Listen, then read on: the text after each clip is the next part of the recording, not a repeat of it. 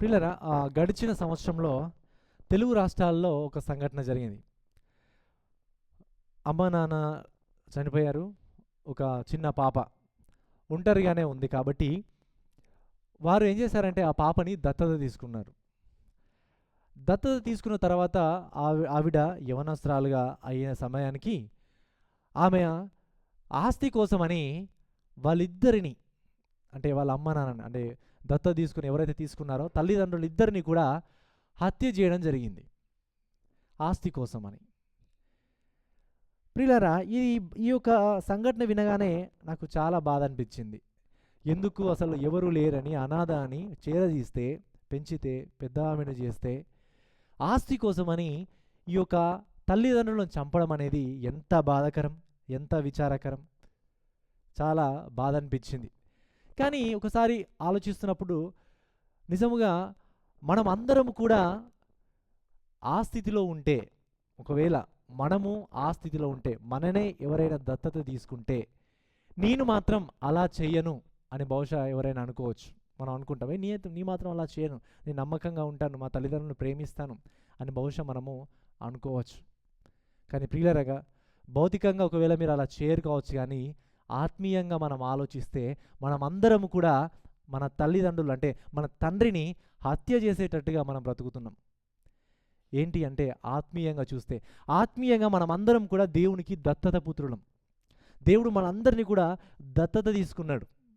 కానీ మన యొక్క మాటల ద్వారా, మన జీవితం ద్వారా, మన ప్రవర్తన ద్వారా మన తండ్రిని, దేవుణ్ణి మనము హత్య చేసిన వారముగా అవుతున్నాం. మనం ఆయన్ను మరలా సిలువేస్తున్నాం. మన యొక్క మాటల ద్వారా, మన ప్రవర్తన ద్వారా మరలా ఆయనను ప్రతిరోజు ఆయన్ని సిలువేస్తూ, చంపివేస్తూ ఉన్నాం మన పాపాలను బట్టి.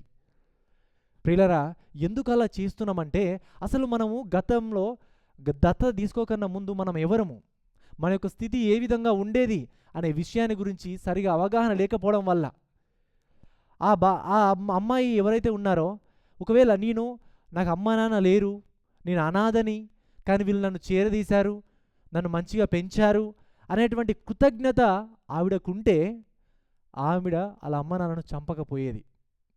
ఈరోజు మనమందరిలో కూడా, ఒకప్పుడు నేను పాపిని, ఈ లోకంలో భయంకరమైన జీవితాన్ని బ్రతుకుతుండేవాడిని, కానీ అమూల్యమైన సువార్తను ఆయన నాకు వినిపింపజేసి, ఆయనను రక్షించి తన పిల్లలుగా నన్ను చేసుకున్నాడు అనేటువంటి కృతజ్ఞత మనలో ఉంటే మనము మరి ఆయనకు నమ్మకంగా బ్రతుకుతాం. కానీ ఈరోజు మనం అందరం కూడా కృతజ్ఞత లేనిటువంటి పిల్లలుగా మన తండ్రికి వ్యతిరేకంగా మనమందరం కూడా బ్రతుకుతూ ఉన్నాం.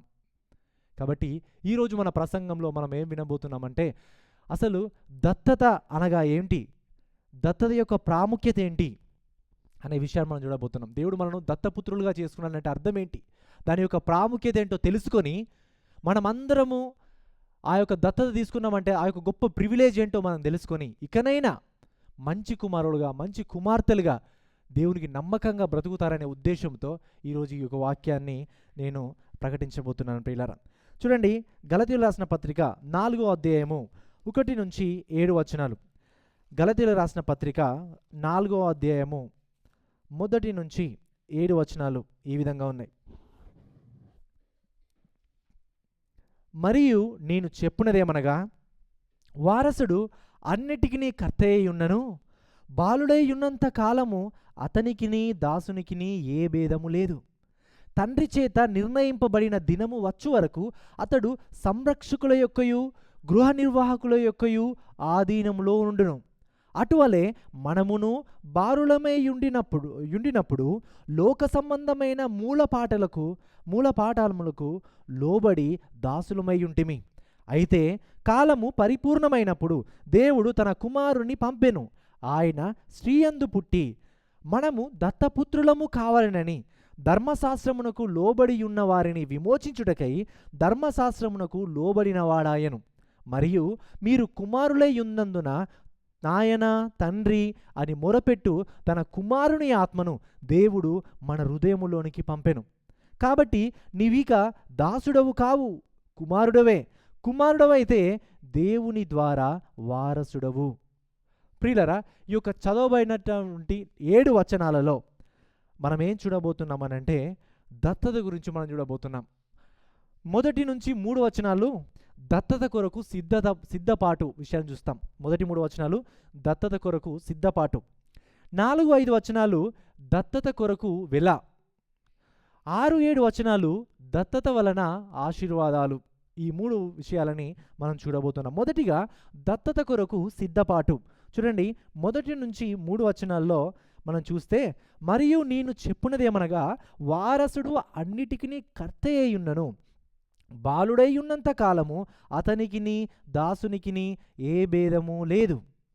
ప్రియులరా, ఈ వచనాలలో మనం చూసినట్లయితే అపోస్తలుడైన పౌలు గారు ఈ యొక్క దత్తపుత్రులము, మనం దేవునికి దత్తపుత్రులము అవుతాము అనే విషయాన్ని ఆయన జ్ఞాపకం చేస్తూ, దత్తపుత్రులము అంటే మనము దేవునికి వారసులము అనేటువంటి మాటను, అనే ఉదాహరణని ఆయన తెలియజేస్తున్నాడు. అంటే దేవునికి మానవునికి ఉన్నటువంటి సంబంధము మనం బైబిల్లో చూసినట్లయితే ఎలాంటి సంబంధాలు బైబిల్ చెప్తుందంటే, సృష్టికర్త, సృష్టి, తండ్రి, కుమారుడు, యజమాని, సేవకుడు, ఇలాంటి కొన్ని బైబిల్లో చూస్తే దేవునికి మనకున్నటువంటి సంబంధాలలో కొన్ని సంబంధాలు ఈ విధంగా ఉన్నాయి. ఆ సంబంధాలలో ఒకానొక సంబంధం ఏంటంటే, మన దేవుడు, మన తండ్రి, మనము ఆయన కుమారులము, కుమార్తెలము. ఈ యొక్క ఉదాహరణని పౌలు గారు ఇక్కడ మనకు సెలవిస్తున్నారు. ప్రియులారా, అంటే మనం అందరము కూడా దేవునికి దత్తపుత్రులం, వారసులం అని ఇక్కడ మనం తెలుసుకోవాలి అని పౌలు గారు ఇక్కడ తెలియజేస్తున్నాడు.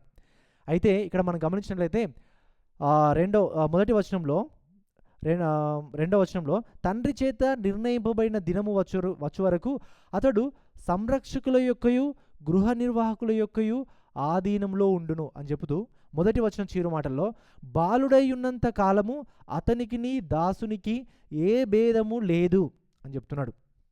అంటే ఒక చిన్న బాలుడు తన ఆస్తికి వారసుడైనప్పటికీ కూడా అతడు చిన్నగా ఉన్నప్పుడు అతని యొక్క ఆస్తి అతనికి వర్తించదు.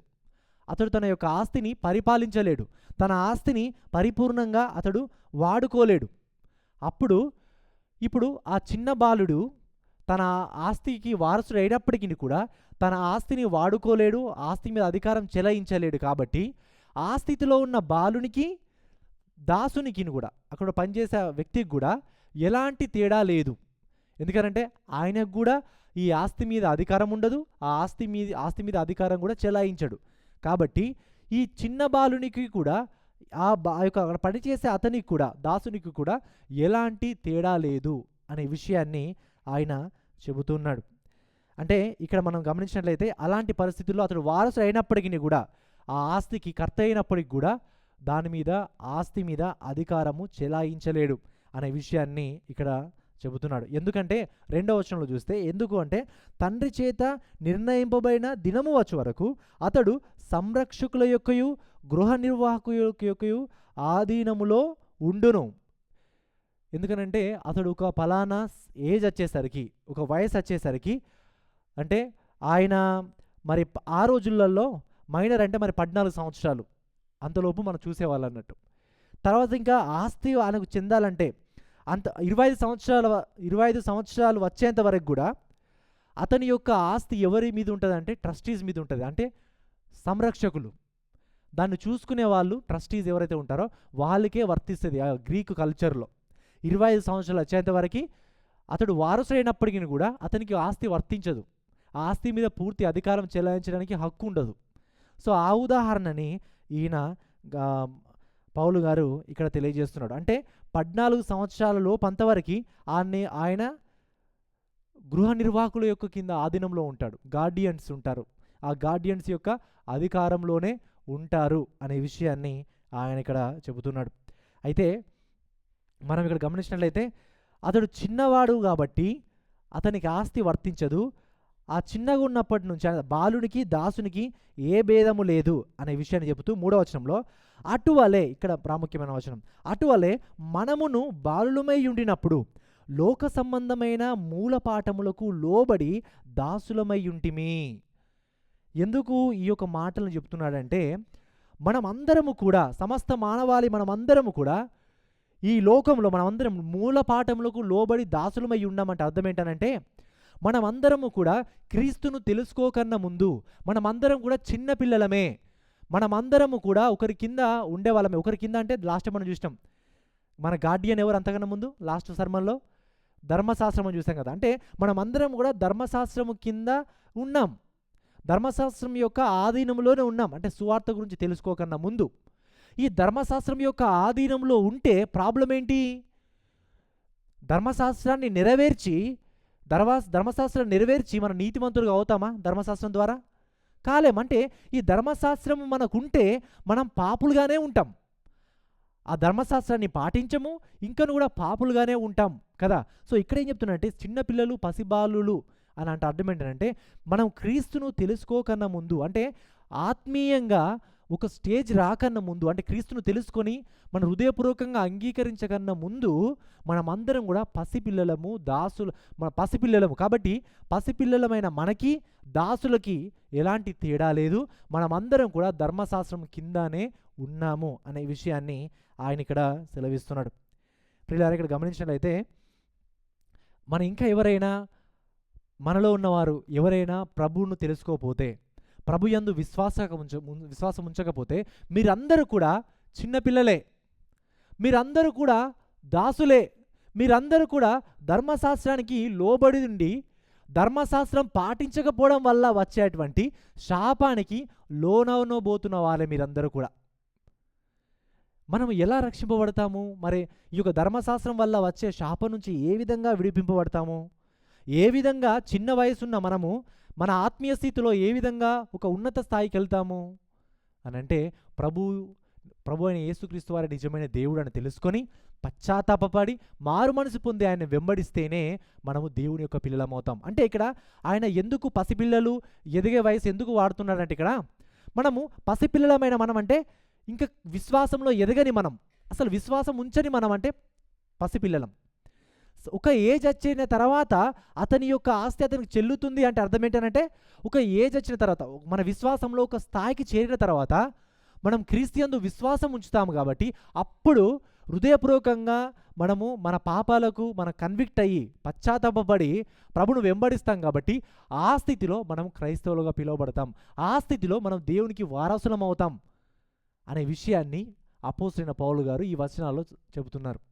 ఇది మొదటిగా మనము చూసాం. మొదటి విషయం ఏంటంటే దత్తత కొరకు సిద్ధపాటు. దత్తత కొరకు సిద్ధపాటు అంటే మనం చిన్నపిల్లలుగా ఉన్నప్పుడు ధర్మశాస్త్రం కిందనే ఉన్నాము, మనం బానిసలుగా ఉన్నాము, చిన్నపిల్లలుగానే ఉన్నాము, బందీలుగా ఉన్నాము. అది ఆ స్థితిలో ఉన్న మనల్ని విడిపించడానికి, మనం పెద్దవారముగా అవ్వడానికి, మన విశ్వాసంలో ఒక ఉన్నత స్థితికి ఎదగడానికి ఆయన ఏం చేశాడో రెండో విషయంలో మనం చూద్దాం. రెండో విషయం ఏంటంటే దత్తత కొరకు వెల. దత్తత కొరకు వెల 4-5 వచనాలు. అయితే కాలము పరిపూర్ణమైనప్పుడు దేవుడు తన కుమారుని పంపెను. ఆయన స్త్రీయందు పుట్టి మనము దత్తపుత్రులము కావాలనని ధర్మశాస్త్రమునకు లోబడి ఉన్న వారిని విమోచించుటకై ధర్మశాస్త్రమునకు లోబడిన వాడాయను. కాలము పరిపూర్ణమైనప్పుడు అంటే దేవుని యొక్క ప్రణాళికలో ఏది ఎప్పుడు జరగాలో ప్రతిది కూడా దేవునికి ఒక సమయం ఉంటుంది, దేవునికి ఒక ప్రణాళిక చిత్తం ఉంటుంది. అయితే దేవుని యొక్క ప్రణాళిక నెరవేరినప్పుడు, దేవుని యొక్క ప్రణాళికలో ఈ కార్యము దేవుని యొక్క ప్రణాళిక ఉన్నప్పుడు మనం ఏం చేస్తామంటే, ఇక్కడ దేని గురించి మాట్లాడుతున్నాడంటే ప్రభు అయిన యేసుక్రీస్తు వారు ఈ లోకంలోనికి వచ్చి ఆయన మన కొరకు మరణించి తిరిగి లేచిన తర్వాత కూడా, అంటే ఈ యొక్క కాలము పరిపూర్ణమైన తర్వాత, ఆ రక్షణ కార్యం పరిపూర్ణంగా సిద్ధం చేయబడిన తర్వాత అనే విషయాన్ని గురించి ఆయన ఇక్కడ మాట్లాడుతున్నాడు. అంటే ఆ కాలము పరిపూర్ణమైనప్పుడు ఈ లోకంలో ఉన్న మనం అందరము కూడా చూడండి, అయితే కాలము పరిపూర్ణమైనప్పుడు దేవుడు తన కుమారుని పంపెను. 2000 సంవత్సరాల ముందు ఆయన ప్రభు అయిన యేసుక్రీస్తు వారు ఈ లోకంలోనికి వచ్చారు. ఆయన స్త్రీయందు పుట్టారు. ఆయన స్త్రీయందు పుట్టాడంటే మనం లాస్ట్ టైం మనం క్రిస్మస్ సెలబ్రేట్ చేసుకున్నప్పుడు అక్కడ ఆదికాండము 3వ అధ్యాయము 15వ వచనంలో మనం చూసాం కదా, వాగ్దానం చేయబడినటువంటి సంతానం గురించి. ప్రియులారా, ఆ దేవాతి దేవుడై ఉండి ఈ యొక్క మానవునిగా, ఒక దాసునిగా, ఒక సేవకునిగా ఈ భూమికి ఆయన వచ్చాడు అనే విషయాన్ని చూసాం కదా. ఎందుకోసం ఆయన వచ్చాడు అంటే అది మన యొక్క రక్షణ కోసం వచ్చాడు. అయితే మనము ఈ యొక్క దత్తతను గురించి, ఈ దత్తత కొరకు ఆయన ఏం వెల చెల్లించాడో అనే విషయాన్ని కోసం 2 విషయాలు చూస్తాం ఈ వచనాల్లో. దత్తత కొరకు ఆయన ఏం వెల చెల్లించాడంటే 4వ వచనంలో మనం చూస్తే యేసుక్రీస్తు వారు స్త్రీయందు పుట్టారు. ఒక్కసారి ఆలోచించండి. ఈ యొక్క సూర్యచంద్ర నక్షత్రాలను తయారు చేసినటువంటి గొప్ప దేవుడు, సర్వ సృష్టికర్త, ఒక మానవునిగా, మనలో ఒకనిగా ఈ భూమికి రావడం అనేది ఎంత గొప్ప అద్భుతం, ఎంత గొప్ప ఆశ్చర్యం ప్రియులారా. ఆయన అంత గొప్ప రీతిగా ఈ భూమి మీదకు మానవునిగా వచ్చి, మనము పాటించలేని ధర్మశాస్త్రాన్ని ఆయన పరిపూర్ణంగా పాటించి, మనం పాటించకపోవడం వల్ల వచ్చినటువంటి శాపాన్ని, మనకు వచ్చినటువంటి శాపాన్ని ఆయన తన మీద పరిపూర్ణంగా వేసుకొని, ఆ శాపాన్ని అంతా ఆయన భరించి కల్వరి శిలువలో ఆయన మన కొరకు మరణించి, మనము ధర్మశాస్త్రాన్ని పాటించకపోవడం వల్ల వచ్చినటువంటి శాపాన్ని అంతా కూడా ఆయన సాటిస్ఫై చేసి, దేవుని యొక్క ఉగ్రతనంతా కూడా ఆయన మన మీద ఉన్న ఉగ్రతనంతా కూడా తీసివేసి, ఆయన ఒక దీనునిగా, దాసునిగా, సేవకునిగా ఆయన కల్వరి శిలువలో ఆయన మన కొరకు గొప్ప సేవ చేశాడు. మన వలే ఆయన ఈ భూమి మీద బ్రతికాడు. మన కోసం ఆయన కల్వరి శిలువలో ఆయన మరణించాడు. ఈ గొప్ప కార్యం చేయడం ద్వారానే ఈరోజు మనం దత్తపుత్రులుగా పిలువబడుతున్నాం ప్రియులారా. ప్రభు అయిన యేసుక్రీస్తు వారు ఆయన మన స్థానంలో బ్రతికి మన కొరకు మరణించడం ద్వారానే ఈరోజు మనం ఆ దేవాది దేవునికి పిల్లలమయ్యాము. గొప్ప వెల ప్రభు అయిన యేసుక్రీస్తు వారు ఆయన మన కొరకు చెల్లించారు. ఇది మొదటిది. రెండవది, ధర్మశాస్త్రముకు లోబడినాడు ఆయన. 5వ వచనం చూడండి. మనము దత్తపుత్రులము కావాలనని ధర్మశాస్త్రమునకు లోబడి ఉన్న వారిని విమోచించుటకై ధర్మశాస్త్రమునకు లోబడిన వాడాయను. మనము ధర్మశాస్త్రం ఎప్పటి కూడా నెరవేర్చలేం, ఎప్పటి కూడా కంప్లీట్గా లోబడం, అది మనతో కాదు. మనము లోబడమని ప్రభు అయిన యేసుక్రీస్తు వారు పరిపూర్ణంగా ఆ ధర్మశాస్త్రానికి లోబడినారు. పరిపూర్ణంగా ధర్మశాస్త్రాన్ని ఆయన నెరవేర్చారు. ప్రియులారా, ధర్మశాస్త్రమునకు బానిసలుగా ఉన్న మనల్ని దేవునికి దత్తపుత్రులము కావాలనని ఆయన మన కొరకు మన స్థానంలో ధర్మశాస్త్రమునకు లోబడి, ధర్మశాస్త్రం వల్ల వచ్చే శాపాన్ని తన మీద వేసుకొని కల్వరి శిలువలో ఆయన మన కొరకు గొప్ప వెలను ఆయన చెల్లించాడు. ప్రియులారా, విమోచించను అనే మాట ఉంది చూడండి ఇక్కడ 5వ వచనంలో. విమోచించుటకై ధర్మశాస్త్రంకు లోబడిన వాడాయను. విమోచించుటకై అనే మాటకు అర్థం ఏంటనంటే, ఆ గ్రీక్ ఆ కల్చర్లో ఆ టైంలో బానిసల మార్కెట్ ఉండేది. ఈరోజు మన కూరగాయల మార్కెట్ ఎలానైతే ఉందో, మన కూరగాయల మార్కెట్కి వెళ్ళి ఏ కూరగాయలు కావాలో ఏ విధంగా మనం కొనుక్కుంటామో, ఆ రోజుల్లో బానిసల మార్కెట్ కూడా ఉండేది. ఆ బానిసల మార్కెట్కి వెళ్ళి ఎవరైతే ఎవరైతే మంచిగా స్ట్రాంగ్గా ఉంటారో, ఎవరైతే చూడడానికి బాగుంటారో, ఎవరైతే మంచిగా చూడడానికి దిట్టంగా మంచి నమ్మకంగా పనిచేసే వాళ్ళు ఎవరైతే అట్లా కనబడతారో వారిని కొనుక్కొని వచ్చేవాళ్ళు అన్నట్టు. అది బానిసల మార్కెట్ అంటారు దాన్ని. సో ఇక్కడ ఆయన పౌలు గారు ఉపయోగించినటువంటి మాట సేమ్ అదే మాట అన్నట్టు. విమోచించాడంటే బానిసత్వంలో నుంచి ఆయన మనల్ని విమోచించాడు అనే విషయాన్ని ఆయన ఇక్కడ తెలియజేస్తున్నాడు. అంటే ఈ బానిసలు అంటే వారికి ఏ హక్కు ఉండదు, ఎలాంటి ప్రివిలేజెస్ ఉండవు. ఆ బానిసలని యజమానులు కొనుక్కొని వాళ్ళని చంపేయచ్చు కూడా. వాళ్ళ జీవితం మీద కంప్లీట్గా హక్కు ఉంటుంది, వాళ్ళ మీద పూర్తి అధికారం ఉంటుంది ఆ బానిసల మీద. ఇక్కడ అలాంటి బానిసత్వం నుంచి ఆయన మనను కొని ఆయన మనను విమోచించాడు అని చెప్తున్నాడు. ఈ బానిసత్వం నుంచి ఆయన కొని ఆయనకు సేవకునిగా వేసుకోలే మనని, వాళ్ళ ఇంట్లో పని మనిషిగా మనం చేసుకోలే. ఆయన బానిసత్వం నుంచి కొనే చేసుకున్నాడు కదా, తన పిల్లలుగా చేసుకున్నాడు, తన దత్తపుత్రులుగా చేసుకున్నాడు. ఎంత గొప్ప విషయం ప్రియులారా. బానిసల మార్కెట్కి వెళ్ళి ఒక బానిసలను కొనుక్కొని తన కుమారుడిగా వేసుకోవడం అంటే ఎంత గొప్ప ఆశ్చర్యం, ఎంత గొప్ప అద్భుతం చూడండి. బానిసలను పని మనుషులుగా పెట్టుకోవచ్చు, చిత్రహింసలు పెట్టచ్చు వాళ్ళని తీసుకొని వచ్చి. కానీ మనం అందరం కూడా పాపం అనే బానిసత్వంలో ఉన్న మనలందరినీ కొనుక్కొని వెలపెట్టి, తన ప్రాణాన్ని వెలపెట్టుకొని తన పుత్రులుగా, తన పిల్లలుగా ఆయన మనల్ని చేసుకున్నాడు. ప్రియులారా, ఈ విషయం మనకు అర్థం కావాలంటే ఒకటి బానిసల మార్కెట్ అర్థం కావాలి, ఇంకో విషయం ఏం అర్థం కావాలంటే ఒక ధనవంతుని కుటుంబం కూడా అర్థం కావాలి. ఫర్ ఎగ్జాంపుల్ మనం చూస్తే మన భారతదేశంలో అంబానీ ఉన్నాడు అనుకోండి. ఆ అంబానీ ఒక రోడ్డు పక్కన భిక్షం ఎత్తుకుంటున్నటువంటి ఒక చిన్న అబ్బాయిని తీసుకొని దత్త తీసుకొని తన యొక్క ఆస్తి అంతా రాసిచ్చిండు అనుకోండి. తన యొక్క ఆస్తిని అంతా రాసిస్తే ఎంత ఆశ్చర్యంగా ఉంటుంది కదా, ఎంత గొప్ప అద్భుతంగా ఉంటుంది. ఒక రోడ్డు మీద తిరిగి ఒక భిక్షగాన్ని, ఒక చిన్న బాలుణ్ణి, ఎలాంటి దిక్కుదీము లేదు, ఎవరు లేరు, ఆయనను తీసుకొని తన ఆస్తి మొత్తం రాసిచ్చి తన ఆస్తికి వారసుని చేస్తే ఎంత అద్భుతంగా ఉంటుంది కదా ప్రియులారా, దేవుడు కూడా మనల్ని బానిసత్వంలో ఉన్న మనల్ని వెలపెట్టుకొని ఎంతో వెలపెట్టాడు. ఎంతో తన ప్రాణాన్ని వెలపెట్టుకొని తనకి వారసునిగా, తనకి వారసుడు అంటే ఎవరు? తన తర్వాత ఆ వ్యక్తి అన్నట్టు. అంటే దేవుని తర్వాత ఆయన మనల్ని ఆయన ఆ స్థితిలో ఆయన మనల్ని ఉంచాడు. దేవునికి వారసులుగా ఆయన మనల్ని చేశాడంటే ఎంత అద్భుతంగా ఆయన మనల్ని ప్రేమించాడో ఒకసారి మనము ఆలోచించాలి ప్రియులారా. దత్తత గురించి మీకు అర్థం కావాలంటే బానిసల మార్కెట్ అర్థం కావాలి, ధనవంతుల యొక్క కుటుంబం కూడా నీకు అర్థం కావాలి. ప్రభువు అయిన యేసుక్రీస్తు వారు మనపై ఉన్నటువంటి ఆ బానిసత్వానికి, మనం బానిసత్వంలో ఎలా వెళ్ళామంటే మన పాపాలను బట్టి మనం బానిసలం అయిపోయాం పాపానికి. అలాంటి బానిసత్వం నుంచి ఆయన మన కొరకు మరణించడం ద్వారా, కలవరిశిలువలో గొప్ప వెల చెల్లించడం ద్వారా మనల్ని విమోచించి ఆయన పిల్లలుగా ఉండేటువంటి గొప్ప కృపని ఆయన మనకు అనుగ్రహించాడు ప్రియులారా. అయితే మనపై ఉన్నటువంటి, అంటే ఏదైనా చెల్లించకపోతే, ఏదైనా రుణములు ఉంటే వాళ్ళు ఏం చేసేవాళ్ళంటే ఆ టైంలో వాళ్ళని తీసుకొని వెళ్ళి బానిసలకు అప్పచెప్పేవాళ్ళు అన్నట్టు.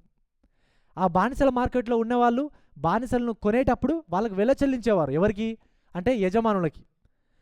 ఎవరినైతే అమ్ముతారో వాళ్ళకి వెల చెల్లించేవారు. మనం అందరం కూడా ఇప్పుడు మన పాపం వల్ల మనం దానికి బానిసలం అయిపోయాం. కాబట్టి ఆ పాపం నుంచి మనం బయటపడాలంటే దేవుడు గొప్ప వెలని ఆయన చెల్లించాడు. ప్రియులారా, మన జీవితం అనే పలక మీద ఉన్నటువంటి ఆ యొక్క పిచ్చి రైటింగ్స్ ఏవైతే రాతలు ఉంటాయో వాటిని అన్నిటిని కూడా మన పలకం మీద కంప్లీట్గా ఆయన తుడిచివేసి నీతి, పరిశుద్ధత, ప్రేమ అనేది ఆయన మన హృదయం అనే పలక మీద ఆయన రాశాడు. ప్రియులారా, ప్రభును తెలుసుకోకుండా మనము నిజముగా ఎవరము కూడా ఈ యొక్క నిజమైనటువంటి మరి క్రైస్తవులుగా, దేవుని యొక్క పిల్లలుగా మనం నిజముగా మనం బ్రతకలేం ప్రియులారా. ఇక్కడ మనం గమనించినట్లయితే కొంతమంది క్రైస్తవులు మనము కూడా చాలాసార్లు ఏం చూస్తుంటామంటే మన గడిచిన జీవితం గురించి ఎక్కువ ఆలోచించి దేవుడు నన్ను క్షమించాడు, మిమ్మల్ని బహుశా క్షమిస్తాడు కావచ్చు, మీరు తక్కువ పాపాలు చేశారు కావచ్చు, కానీ నేను చాలా భయంకరమైన పాపాలు చేశాను, క్షమించలేని పాపాలు చేశాను అని బహుశా మీరు ఆలోచిస్తూ నాకు క్షమాపణ లేదు అని మీరు ఎవరైనా మీలో బాధపడుతూ ఉండవచ్చు. క్షమించలేని పాపాలు చేశాను, మోసం చేశాను అని బహుశా మీలో ఎవరైనా అనుకోవచ్చు. ప్రియులారా, గమనించండి, దేవుని యొక్క రక్తంలో కడగబడినటువంటి పాపం ఏది కూడా లేదు. దేవుని యొక్క రక్తంలో ప్రతి ఒక్క పాపము ఆయన కడిగేస్తాడు. మీరు గడిచిన జీవితంలో మీరు చేసినవన్నీ మర్చిపోయారంటే విడిచిపెట్టండి. వాటి మీద మీరు మళ్ళీ పదే గడిచిన జీవితంలో మీరు చేసిన పాపాలను ఆలోచించి నేను రక్షింపబడలేను, నేను దేవుని దగ్గరికి రాలేను అని అనుకోకండి. దేవా, నేను పాపిని, నన్ను క్షమించు దేవా, నేను ఎన్నో పాపాలు చేశాను, ఘోరమైన పాపాలు చేశాను, క్షమించరాని పాపాలు చేశాను అని నువ్వు దేవుని దగ్గరికి వస్తే ఆయన నిన్ను చేర్చుకుంటాడు, ఆయన నిన్ను క్షమిస్తాడు. నువ్వు ఎంత ఘోర పాపమైనా సరే, నువ్వు ఈ లోకంలో లేని ఎన్ని భయంకరమైన పాపాలు చేసినా కూడా ఆయన దగ్గరికి వస్తే ఆయన దగ్గర మనకు క్షమాపణ దొరుకుతుంది. ప్రియులారా, మన గడిచిన జీవితాన్ని మరి ఇప్పుడు అందరం కూడా దేవుని పిల్లలుగా మనం బ్రతుకుతున్నాం కాబట్టి గడిచిన జీవితం గురించి ఆలోచించకండి. క్రీస్తులో నీవెవరో ఆలోచించండి. క్రీస్తులో ఇంకా నువ్వు ఏ విధంగా ముందుకు బ్రతకాలో ఆలోచించండి తప్ప మీ గడిచిన జీవితంలో నువ్వు ఎంత ఘోర పాపివో ఆలోచించి అక్కడే ఉండిపోకండి, అక్కడే ఆగిపోకండి. ప్రియులారా, యెషయా 43:25 వచనంలో చూస్తే నేనే నా చిత్తానుసారముగా నీ అతిక్రమములను తుడిచివేతును, నేను నీ పాపములను జ్ఞాపకము చేసుకొనను అంటున్నాడు ఆయన. హెబ్రీ 8:12లో నేను వారి దోషముల విషయమై దయ కలిగి వారి పాపములను ఇకను ఎన్నడూను జ్ఞాపకము చేసుకొనని ప్రభువు సెలవిచ్చుచున్నాడు. 103వ కీర్తన 12 పడమటికి నీ తూర్పు ఎంత దూరమో ఆయన మన అతిక్రమములను మనకు అంత దూరపరిచి ఉన్నాడు. ప్రియులారా, దేవుడే మన అతిక్రమములను జ్ఞాపకం చేసుకోవట్లేదు, గడిచిన పాపములను. దేవుడే మన యొక్క గడిచినటువంటి జీవితాన్ని ఆయన జ్ఞాపకం చేసుకోవట్లేదు. మరి మనం ఎందుకు జ్ఞాపకం చేసుకోవాలి? మనం ఎందుకు జ్ఞాపకం చేసుకొని వాటి మీదైన దృష్టి నుంచి ఎందుకు అపరాధ భావనతో మనం బ్రతకాలి? ఒకప్పుడు ఆ విధంగా మనం ఉండేవాళ్ళం, కానీ క్రీస్తు యొక్క రక్తం ద్వారా విమోచించి కొనబడి దేవుని యొక్క పిల్లలమైనం. కాబట్టి క్రీస్తులో మనమెవరమో ఇప్పుడు సంతోషంతో క్రీస్తులో నమ్మకంగా బ్రతకడానికి మనము ప్రయత్నిద్దాం. ప్రియులారా, గడిచిన జీవితాన్ని విడిచిపెట్టి నూతన జీవితాన్ని కలిగి ఉన్న నీవు నూతనంగా బ్రతకడానికి మనం ముందుకెళ్ళాలి. ఇది దత్తతలో ఉన్నటువంటి మన యొక్క గొప్ప మహాభాగ్యం. అంటే ఒకప్పుడు మన పాపానికి బానిసలం, కానీ ఇప్పుడు దేవునికి పిల్లలం. కాబట్టి దేవునికి పిల్లలుగా బ్రతకండి. ఇంకా నువ్వు పాప బానిసలో ఉన్నటువంటి ఆ పాత షాముగా, ఈ పాత రమేష్గా, పాత నరేష్గా మీరు బ్రతకకండి. ఇప్పుడు క్రీస్తులో నువ్వెవరు, నీ ఐడెంటిటీ ఏంటి, నీ ప్రాముఖ్యత ఏంటి అనే విషయాన్ని ఆలోచించి ప్రస్తుతం క్రీస్తు కోసం మన జీవితాన్ని మనం బ్రతకాలి ప్రియులారా. ఇది ఆ యొక్క దత్తతలో ఉన్నటువంటి ఒక గొప్ప అద్భుతమైనటువంటి ఆలోచన. మీకు ఇంకొక విషయాన్ని కూడా నేను ఈ సందర్భంగా నేను తెలియజేయాలనుకుంటున్నాను. ఏంటి అని అంటే, ఈ దత్తత గురించి ఆలోచిస్తే బహుశా మీరు అనుకోవచ్చు, ఈ దత్తత గురించి కూడా జస్ట్ సైడ్ నోట్గా మీకు ఒక విషయం చెప్పాలనుకుంటున్నాను. ఎవరైనా మనలో ఎవరైనా దత్తత తీసుకోవడానికి ఎవరైనా మీరు ఆలోచిస్తే ప్రియులారా, దత్తత తీసుకోవడం అనేది చాలా ప్రాముఖ్యమైన విషయం, చాలా మంచిది, ఒక అద్భుతమైనటువంటి ఆలోచన. ఎవరికైనా పిల్లలు లేకపోతే మీరు దత్తత తీసుకోవచ్చు. అది చాలా మంచి అద్భుతమైన విషయం. ఎలా అద్భుతమైన విషయం అంటే, మనం అందరం కూడా దేవునికి దత్తపుత్రులమే. దేవుడు మనందరినీ దత్తత తీసుకున్నాడు. కాబట్టి ఎప్పుడైతే మనం దత్తత తీసుకుంటామో, మనము దేవుడు మన ఎడల చూపించినటువంటి ప్రేమను, దేవుడు మన ఎడల చూపించినటువంటి జాలిని, కృపను మనము త్యాగపూరితంగా, హృదయపూర్వకంగా వేరే వాళ్ళకి చూపించగలుగుతాం. మన సొంత కడుపున మనం పుట్టకున్నా, మన కడుపున వాళ్ళు పుట్టకున్నా, మనము వాళ్ళని త్యాగపూరితంగా, హృదయపూర్వకంగా ప్రేమించడాన్ని బట్టి దేవుని యొక్క ప్రేమని మన జీవితం ద్వారా మనం ప్రాక్టీస్ చేయొచ్చు, వ్యక్తపరచవచ్చు. ప్రియులారా, దత్తత తీసుకోవడంలో భయపడకండి. దత్తత తీసుకుంటే మరి మనం వాళ్ళు పెద్ద అయిన తర్వాత ఆస్తి కోసం మనం చంపేస్తారేమో, లేకపోతే నాకు కడుపులో పుట్టలేదు కాబట్టి నేను వారిని సరిగా చూసుకోను, మరి అలాంటి గొడవలు వస్తాయేమో కావచ్చు అని మీరేం అనుకోకండి. దేవుని యందు విశ్వాసం ఉంచి మీరు దత్తత తీసుకోవడానికి ముందుకు రండి. దేవుడు కృపానుగ్రహిస్తాడు. దేవుడి మీద ఆధారపడండి. ఎందుకంటే ఎప్పుడైతే మనము దత్తత తీసుకుంటామో అప్పుడు మనం జ్ఞాపకం చేసుకుంటాం, మనం కూడా దత్తత తీసుకున్న వాళ్ళమే, దేవుడు మనందరినీ కూడా దత్తత తీసుకున్నాడు. ఒకప్పుడు నేను పాపానికి బానిసని, కానీ దేవుడు నన్ను దత్తత తీసుకున్నాడు, తన కుమారుని చేసుకున్నాడు అనే విషయాన్ని మనం జ్ఞాపకం చేసుకొని ఆయన నమ్మకంగా బ్రతకడానికి ఒక గొప్ప అవకాశం. కాబట్టి ఎవరైనా అలాంటి ఆలోచనలు ఉంటే భయపడకండి, ధైర్యంతో దేవుడి మీద ఆధారపడి ముందుకెళ్ళండి. దేవుడు మీకు సహాయం అనుగ్రహిస్తాడు ప్రియులారా. ఇది దత్తత కొరకు మనం చూసాం. ఇంతవరకు దత్తత కొరకు సిద్ధపాటు చూసాం. దత్తత కొరకు సిద్ధపాటు ఏంటి? గడిచిన జీవితంలో మన అందరం చిన్నపిల్లలం, పాపంలో పాపానికి బానిసలం, అది సిద్ధపాటు. పాపానికి ఏంటి? ప్రభు అయిన యేసుక్రీస్తు వారు మన కొరకు ధర్మశాస్త్రాన్ని పాటించి మన కొరకు శాపమయ్యాడు. ఏ పాపమని ఎరుగని ఆయన మన కొరకు పాపిగా ఆయన నిలబడ్డాడు. పరిశుద్ధుడైన దేవుడు మన కొరకు పాపిగా ఆయన చేయబడ్డాడు. అది దత్తత కొరకు ఆయన చెల్లించినటువంటి గొప్ప వెల. మూడవదిగా, ఈ దత్తత వల్ల ఫలితాలేంటి, దత్తత వల్ల ఆశీర్వాదాలేంటి అనే విషయాన్ని మనము 6 నుంచి 7 వచనాల్లో చూద్దాం. చూడండి, 6 నుంచి 7 వచనాలు. మరియు మీరు కుమారులై ఉన్నందున నాయన తండ్రి అని మొరపెట్టు తన కుమారుని ఆత్మను దేవుడు మన హృదయములోనికి పంపెను. కాబట్టి నీవిక దాసుడవు కావు, కుమారుడవైతే దేవుని ద్వారా వారసుడవు. ప్రియులారా, 4వ వచనంలో చూస్తే, అయితే కాలము పరిపూర్ణమైనప్పుడు దేవుడు తన కుమారుని పంపెను అంటే, ఈ యొక్క మాటని 6వ వచనంలో చూస్తే, ఈ యొక్క 4వ వచనంలో ఆ విధంగా, అదే 6వ వచనంలో చూస్తే దేవుడు తన కుమారుని పంపాడు అనేది కూడా 6వ వచనంలో చూస్తే దేవుడు తన కుమారుని యొక్క ఆత్మను పంపాడు. 4వ వచనంలో ఉన్నది, 6వ వచనంలో చూడండి దాని మధ్యలో సంబంధం. 4వ వచనంలో తన కుమారుని పంపితే, ఈ 6వ వచనంలో కుమారుని ఆత్మను దేవుడు పంపాడు. పరిశుద్ధాత్మ దేవుణ్ణి ఆయన పంపాడన్న విషయాన్ని మనం చూస్తాం ప్రియులారా. కుమారుడైన దేవుడు అధికారికంగా మనల్ని దేవునికి పిల్లలుగా చేస్తే, పరిశుద్ధాత్మ దేవుడు మనం దేవుడి పిల్లలం కాబట్టి అంతవరకు మనం దేవుని పిల్లలుగా బ్రతకడానికి ఆయన మన కృప అనుగ్రహిస్తాడు. పరిశుద్ధాత్మ దేవుడు ఆయన మనల్ని అంతవరకు ఆయన మనల్ని సర్వసత్యంలోనికి ఎదిగింపజేయడానికి ఆయన మనకు సహాయాన్ని అనుగ్రహిస్తాడు ప్రియులారా. చూడండి, ఇక్కడ మనం గమనించినట్లయితే పరిశుద్ధాత్మ దేవుడు మనం ఆ దేవాది దేవుణ్ణి నాయన తండ్రి, అబా ఫాదర్ అని పిలవడానికి ఆయన మన కృపను గ్రహిస్తాడు. చూడండి, ఈ వచనంలో చూస్తే 6వ వచనంలో చూస్తే, మరియు మీరు నా కుమారులై ఉన్నందున నాయన తండ్రి అని మొరపెట్టు తన కుమారుని ఆత్మను పరిశుద్ధాత్మ దేవుడు మనకి ఏం చేస్తున్నాడంటే ఆ తండ్రి అయిన దేవుణ్ణి నాయన తండ్రి అని మొరపెట్టగలిగేటువంటి గొప్ప కృపని ఆయన మనకు అనుగ్రహిస్తున్నాడు అనే విషయాన్ని చూస్తాం.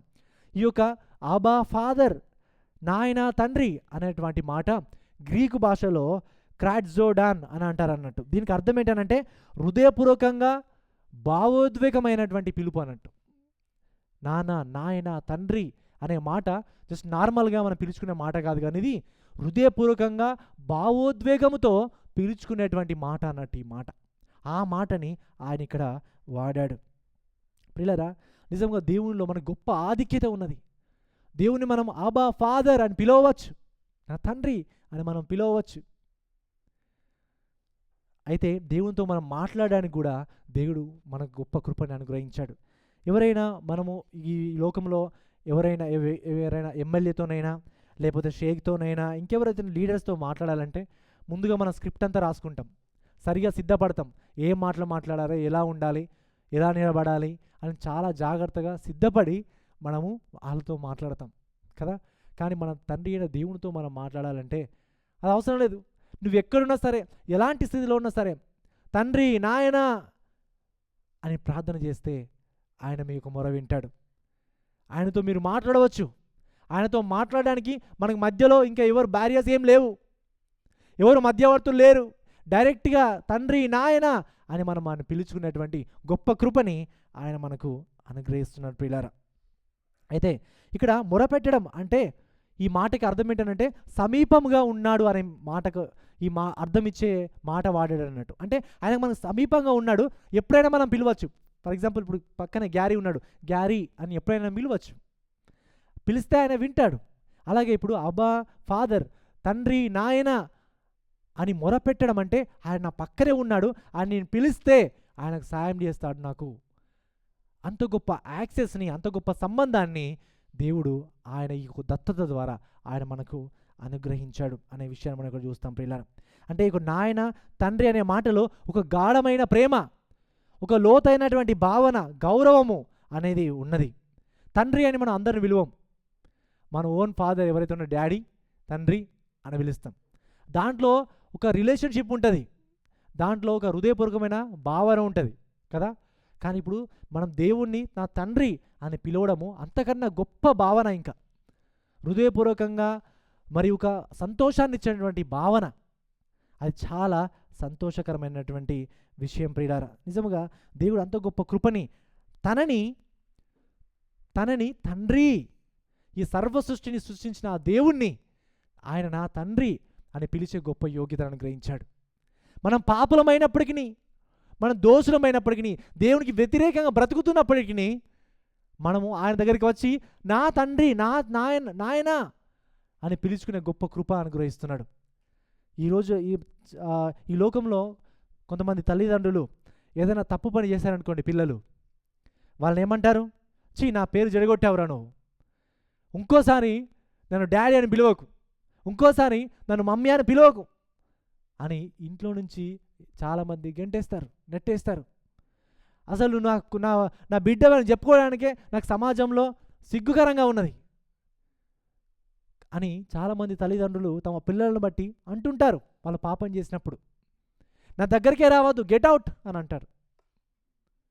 కానీ తప్పిపోయిన కుమారుని యొక్క ఉపమానంలో చూస్తే ఆ తప్పిపోయిన కుమారుడు, ఆ చిన్న కుమారుడు తండ్రి యొక్క ఆస్తిలో భాగం అడిగి తన ఆస్తినంతా వ్యభిచారులతో ఆయన వృధా చేసి నేను పాపినేని గ్రహించి నా తండ్రి దగ్గర ఒక సేవకునిగా ఉంటాను అని తిరిగి వస్తే ఆ తండ్రి గెట్ అవుట్, నువ్వు రావద్దు, నా సమాజంలో చెడ్డ పేరు తీసుకుని వచ్చినావు, నా పేరు చెడగొట్టినావు, నువ్వు రానే రాకు అని అన్నాడు ఆ తండ్రి?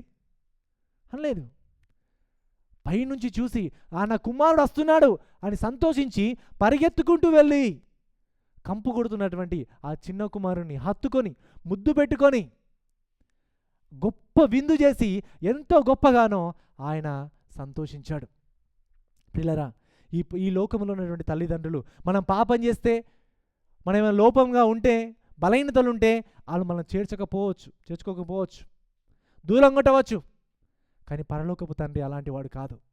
నువ్వు ఎంత ఘోర పాపం చేసినా, ఎంత బలహీనువైనా తండ్రి, నాయన నన్ను క్షమించు అని అంటే ఆయన మనల్ని క్షమిస్తాడు ప్రియులారా. ఆయన మనల్ని చేర్చుకుంటాడు. ఈ లోకంలో ఉన్న తల్లిదండ్రులు క్షమించకపోయినా కానీ క్రీస్తు దగ్గర మాత్రం, ఆ తండ్రి దగ్గర మాత్రం మనకు క్షమాపణ దొరుకుతుంది. ఆయన దగ్గర మనకు క్షమాపణ ఉన్నది. ఆయన దగ్గరికి వెళితే ఆయన మనల్ని తప్పకుండా క్షమిస్తాడు ప్రియులారా.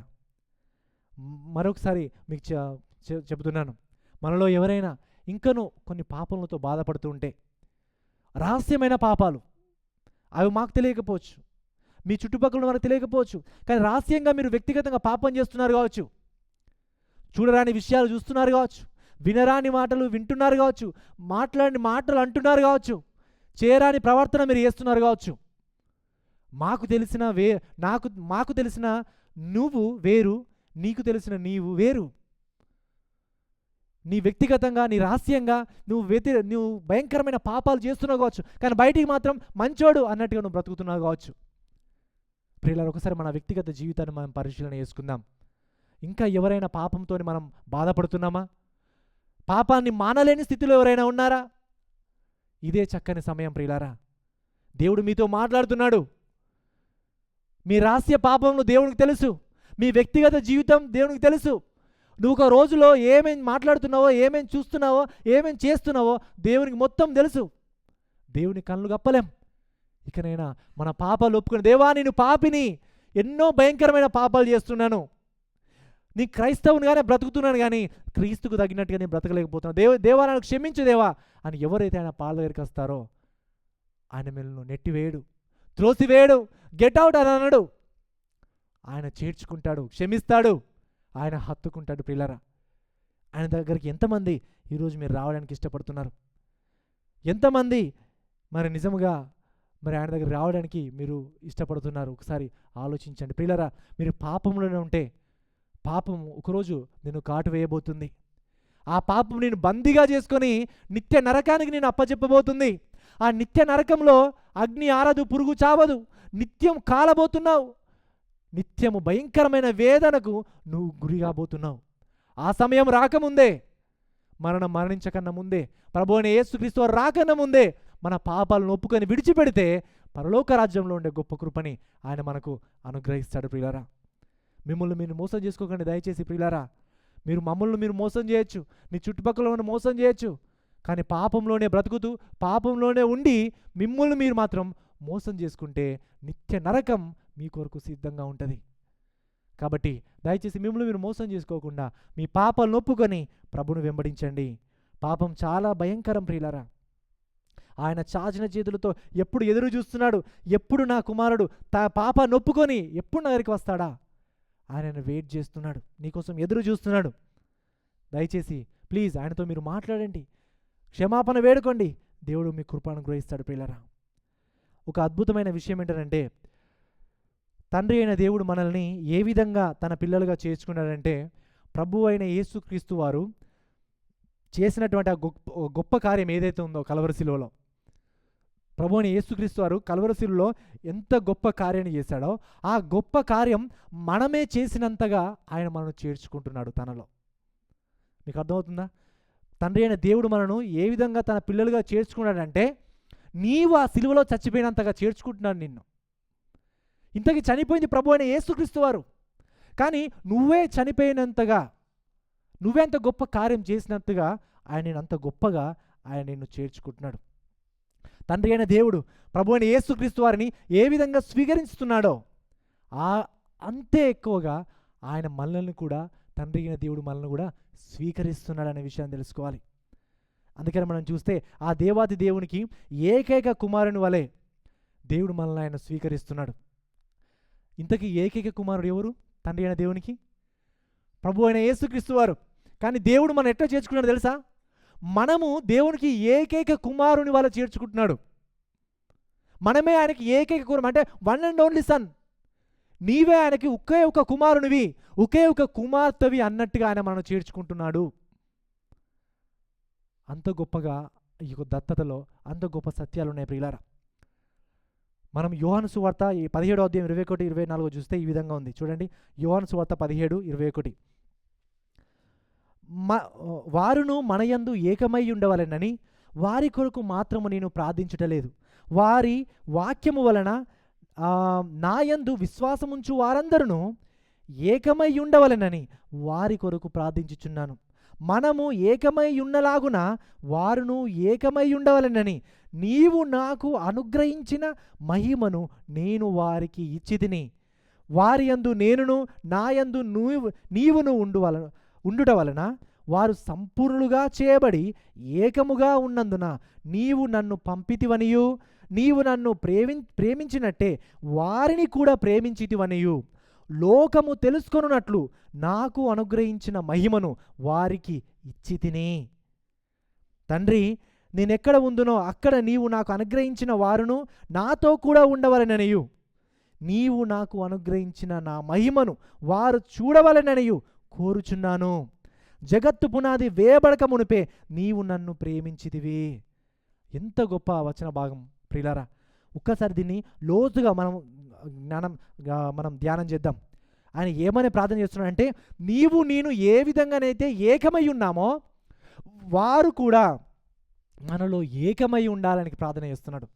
మనము కూడా ఆ దేవునిలో ఏకమై ఉండడానికి ఆయన ప్రార్థన చేస్తున్నాడు ప్రియులారా. తర్వాత ఏంటంటే, మనం గమనించినట్లయితే నీవు నన్ను ప్రేమించినట్టే. ఇంత గొప్ప అద్భుతమైన విషయం. తండ్రి అయిన దేవుడు కుమారుడైన యేసుక్రీస్తుని ఏ విధంగానైతే ప్రేమిస్తున్నాడో ఏమంటున్నాడు? ప్రేమించినట్టే వారిని కూడా ప్రేమించితివనియు మనను కూడా అదే విధంగా ప్రేమిస్తున్నాడు అని తెలుసుకున్నట్లు, లోకము తెలుసుకున్నట్లు నాకు అనుగ్రహించిన మహిమను వారికి ఇచ్చి తిని. ప్రభువైన యేసుక్రీస్తు వారు ఆయన మహిమను మనము తండ్రి అయిన దేవుడు కుమారుడైన దేవుని ఏ విధంగా ప్రేమిస్తున్నాడో అది మనం తెలుసుకోవడానికి కుమారుడైన దేవుడు యేసుక్రీస్తు వారు ఆయన ఏం చేశాడో తెలుసా? తన యొక్క మహిమను ఆయన మనకిచ్చాడు. ఆయన తండ్రి అయిన దేవుణ్ణి తండ్రి అని పిలవడానికి ఏకైక హక్కు ఎవరికి ఉందనంటే ప్రభు అయిన యేసుక్రీస్తు వారికి మాత్రమే ఉన్నది. కానీ ఆ రైట్ ఎవరికి ఇచ్చాడంటే మనకిచ్చాడు ప్రియులారా. మన తండ్రిని, మన డాడీని ఇంకెవరైనా డాడీ అని పిలిస్తే మనకే మనము నీకు డాడీ అవుతుంది, నా డాడీ అని అంటాం. కానీ ఒకసారి ఇమాజిన్ చేయండి, ప్రభు అయిన యేసుక్రీస్తు వారు ఎంత గొప్ప ఆధిక్యతనిచ్చారంటే తండ్రి అని పిలవడానికి ప్రభు అయిన యేసుక్రీస్తు వారికి మాత్రమే యోగ్యత ఉన్నది. కానీ ఆయన ఇస్తారంటే తన మహిమను, తన యొక్క ఆధిక్యత, తన యొక్క యోగ్యతని ఆయన మనకిచ్చాడు. తండ్రి నాయన అని మొరపెట్టేటువంటి గొప్ప కృపని ప్రభు అయిన యేసుక్రీస్తు వారు ఆయన మనకిచ్చాడు. ఆయన ఎక్కడ ఉండబోతున్నాడో మనము ఆయనతో అక్కడ ఉండడానికి ఆయన మన కొరకు స్థలం సిద్ధపరచు. ఒక్కసారి ఇమాజిన్ చేయండి, మనతో పాటు ఎవరైనా ఒక ప్లేస్కి తీసుకొని వెళ్తే మనం ఏం చేస్తాం? ఒక బెస్ట్ ప్లేస్, మంచి రూమ్ నాకు, ఇక మిగతా రూములని మీ అందరికీ అని మనం అనుకుంటాం కదా. కానీ ప్రభు అని యేసుక్రీస్తు వారు నేను ఎక్కడనైతే ఉండబోతున్నానో వారు నాతో పాటు ఉండడానికి ఆయన స్థలము సిద్ధపరుస్తున్నాడు. చూడండి, ఆయన ఎంత గొప్పగా ప్రభు అని యేసుక్రీస్తు వారు ఎంత గొప్ప ఆధిక్యతని ఆయన మనకిచ్చాడో ఒకసారి మనం గమనిద్దాం. ఇక్కడ నాయన, తండ్రి, అబా ఫాదర్ అని ఎందుకు ఇక్కడ పౌలు గారు మెన్షన్ చేస్తున్నారంటే, ఇంతకీ అబా ఫాదర్ తండ్రి అని ఎవరు పిలుస్తారు అంటే ప్రభు అయిన యేసుక్రీస్తు వారు మాత్రమే పిలుస్తారు. అందుకనే ఆయన ప్రార్థన చేసేటప్పుడు కూడా మనకు శిష్యులకు ప్రార్థన నేర్పించినప్పుడు ఏమని ప్రార్థన నేర్పించాడు? పరలోకమందున్న మా తండ్రి. ఇంతకీ ఎవరి తండ్రి? ఆయన ప్రభు అయిన యేసుక్రీస్తు వారి తండ్రి ఫస్ట్ చెప్పాలంటే. కానీ ఇప్పుడు ఆయన ఏ విధంగా నేర్పిస్తున్నాడంటే మా తండ్రి, మీ తండ్రి కూడా అని ఆయన నేర్పిస్తున్నాడు మనకి ప్రార్థన. అదేవిధంగా మనం గమనించినట్లయితే మార్కు సువార్త 14:36 వచనంలో చూస్తే నాయన, తండ్రి, సేమ్ మాట చూడండి. ఈ పిలుపు ఎవరిది? అసలు ఈ పిలుపు ఎవరు మాట్లాడతారు? నాయన, తండ్రి, నీకు సమస్తము సాధ్యమే, ఈ గిన్నె నా యొద్ద నుండి తొలగించుము. నాయన, తండ్రి అనే పిలుపు ప్రభు అయిన యేసుక్రీస్తు వారు మాత్రమే తండ్రి అయిన దేవుని ఆయనకే, వాళ్ళిద్దరికే చెందిన మాట ఇది. కానీ ఆ పిలుపుని ఆయన మనకిస్తున్నాడు. ఆ పిలుపుతో ఆయనకు ప్రార్థన చేయాలి అని తన శిష్యులకు ఈరోజు మనకు కూడా ఆయన మనకు నేర్పిస్తున్నాడు పిల్లరా. ఒకసారి గమనించండి, ఒక బానిసల యజమాని ముందు భయపడేటువంటి అవసరం మనకు లేదు. ఒక కుమారునిగా మన తండ్రి అయిన దేవుడి ముందు నిలబడేటువంటి గొప్ప కృపని, ప్రేమని ఆయన మనకు అనుగ్రహించాడు పిల్లరా. రోమిలకు రాసిన పత్రిక 8వ అధ్యాయం 16 నుంచి 17 వచనాలు ఈ విధంగా ఉంది. మనము దేవుని పిల్లలమని ఆత్మే తానే తన ఆత్మతో కూడా సాక్ష్యం ఇచ్చుచున్నాడు. మనము పిల్లలమైతే వారసులము, అనగా దేవుని వారసులము, క్రీస్తుతో కూడా మహిమ పొందుటకై ఆయనతో శ్రమపడిన యెడల క్రీస్తు తోడి వారసులము. క్రీస్తు తోడి వారసులము అంటే ఒక్కసారి గమనించండి, ప్రభు అయిన యేసుక్రీస్తు వారు ఎంత ఆధిక్యతలో ఉన్నారో, ఎంత ఉన్నతమైన మహిమలో ఉన్నారో, మనం ఆయనతో పాటు సమానంగా ఉండడానికి, తోటి సమాన వారసత్వం గలవారముగా ఆయన మనను చేశాడు అనే విషయాన్ని మనం చూస్తాం. మనం దేవునికి పిల్లలమైతే ఆయన వారసులం, దేవుని యొక్క మహిమలో పాలిభాస్తులు కాబోతున్న వాళ్ళం. నిజంగా దేవుని పిల్లలుగా పిలువబడడం అనేది ఎంత గొప్ప అద్భుతమైన మహాభాగ్యం ప్రియులారా. ఈ రోజుల్లో చాలామంది మనం ఏ విధంగా వాళ్ళు గుర్తింపబడాలని ఇష్టపడతారంటే, వాళ్ళకి టైటిల్స్తో గుర్తింపబడాలని ఇష్టపడతారు. డాక్టర్ శ్యామ్ అని పిలవాలి, ఇంజనీర్ నరేష్ అని పిలవాలి, డైరెక్టర్ అని పిలవాలి, కంపెనీ ఓనర్ అని పిలవాలి. అలా పిలవకపోతే మనము నేనెవరో నీకు తెలుసా అని అంటాం. ఈవెన్ పాస్టర్ కనుక వచ్చి పాస్టర్ నన్ను ఎవరైనా స్టేజ్ మీకు ఇన్వైట్ చేస్తున్నారు అనుకోండి, శ్యామ్ వచ్చి వాక్యం చెప్తాడు అని అనుకోండి, శ్యామ్ అంతేనా, రెవరెండ్ బిషప్ పాస్టర్ శ్యామ్ గారు అనడానికి ఇష్టపడతారు పాస్టర్లు చాలామంది. కానీ ప్రియులారా, మన యొక్క ఆధిక్యత, మన యొక్క సంతోషం వాటిలో లేదు. ఇంజనీర్ అని పిలువబడే కన్నా, డాక్టర్ అని పిలువబడే కన్నా, డైరెక్టర్ అని పిలువబడే కన్నా, నేను దేవుని యొక్క బిడ్డని, దేవుని యొక్క కుమారుణ్ణి అని పిలువబడంలో అత్యున్నతమైన ఉన్నతమైన సంతోషం, ఆనందం అనేది ఉంది ప్రియులారా. మరి ఎంతమంది మీ యొక్క గుర్తింపును దేవునిలో వెతుక్కుంటున్నారు? నేను దేవుని యొక్క బిడ్డను, దేవుని కుమారుణ్ణి, దేవుని యొక్క కుమార్తెను అని ఎంతమంది తెలుసుకొని ఈ లోకంలో బ్రతుకుతున్నారు ప్రియులారా? మీ ఓన్ ఐడెంటిటీ కోసమే పరిగెడుతున్నారు, కానీ మీ ఐడెంటిటీ క్రీస్తులో ఉంది. ఆ క్రీస్తుకు తగ్గట్టుగా మీరు బ్రతకాలి అని మీరు బ్రతకట్లేదు చాలామంది ప్రియులారా.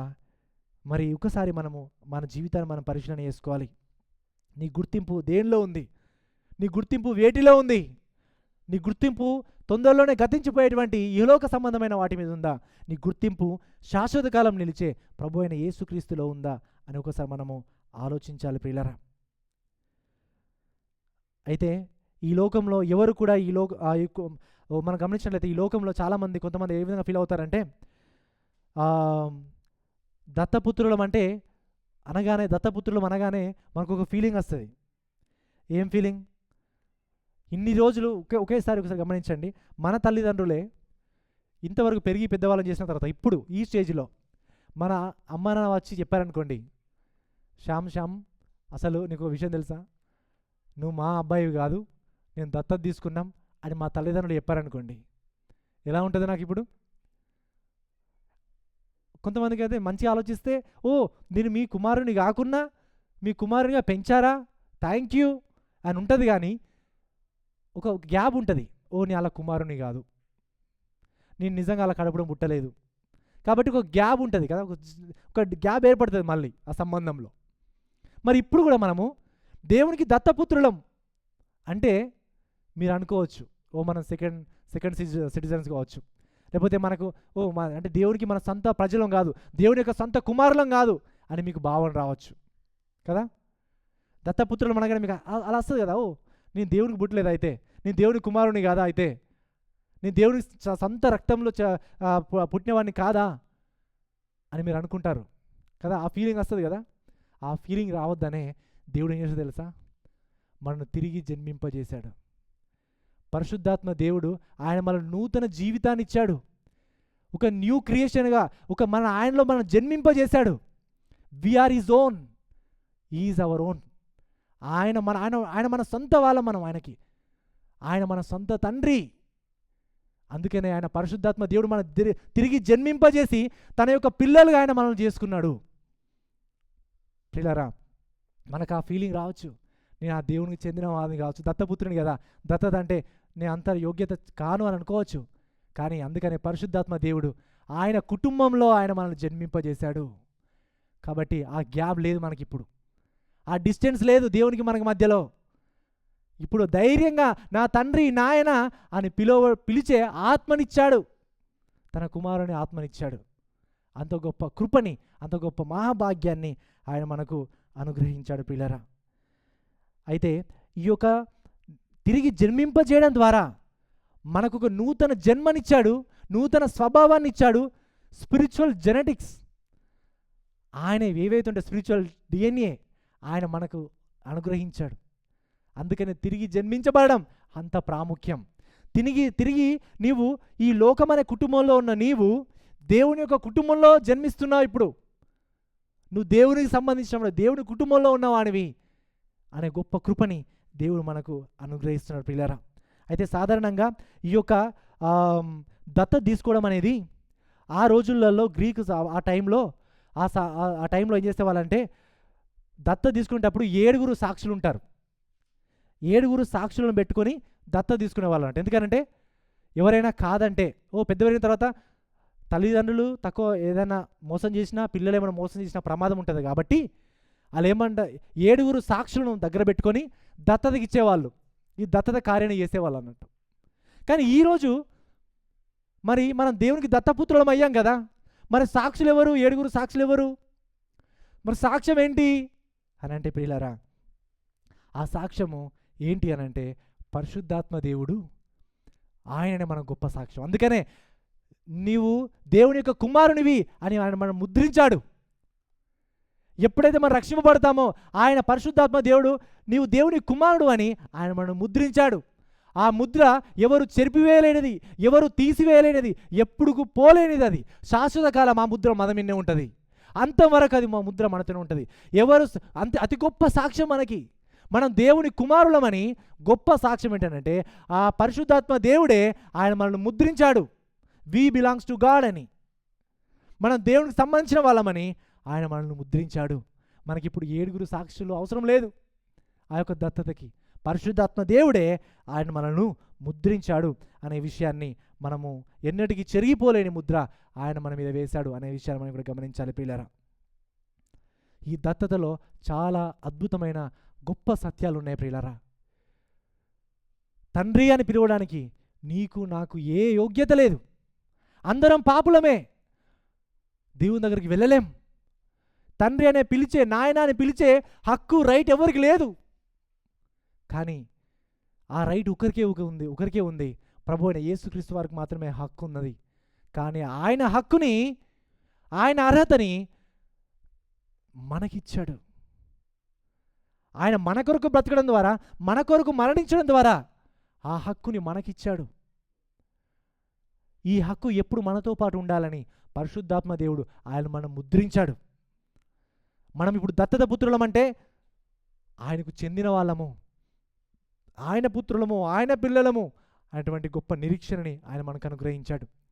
ప్రియులారా, ఈ లోకంలో ఆయన పిల్లలుగా పిలువబడుతున్న వారు ధన్యులు.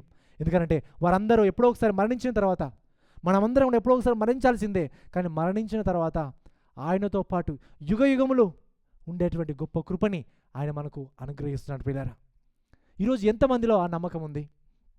ఇక్కడున్న మనలో ఎంతమందిలో నేను దేవుని యొక్క కుమారుని, దేవుని యొక్క కుమార్తెని, నేను మరణిస్తే క్రీస్తు వస్తే నేను ఆయనతో పాటు ఉంటాను అనే నిరీక్షణ ఎంతమందిలో ఉంది?